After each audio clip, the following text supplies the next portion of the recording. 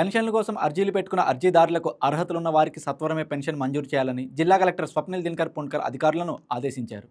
శుక్రవారం జిల్లా పరిషత్ సమావేశ మందిరంలో నిర్వహించిన స్వాభిమాన్ దివ్యాంగుల ప్రత్యేక గ్రీవెన్స్లో కలెక్టర్తో పాటు జిల్లా joint collector Farman Ahmad Khan, trainee collector Prithviraj, వికలాంగుల శాఖ ఇన్ఛార్జి ఏడీబీ శైలజ అర్జీలు స్వీకరించారు. ఈ సందర్భంగా జిల్లా కలెక్టర్ స్వప్నిల్ దినకర్ పుణ్కర్ మాట్లాడుతూ ప్రతి 3వ శుక్రవారం స్వాభిమాన్ దివ్యాంగులకు ప్రత్యేక గ్రీవెన్స్ నిర్వహిస్తున్నట్లు తెలిపారు.